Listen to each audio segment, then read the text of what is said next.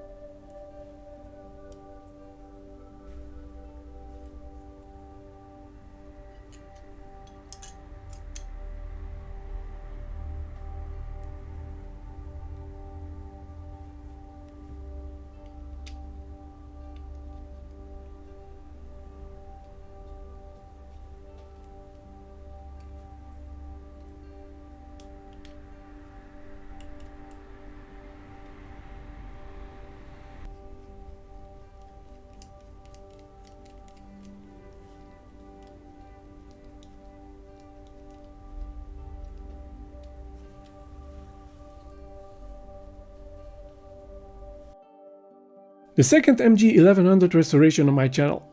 This time it's a Superfast version.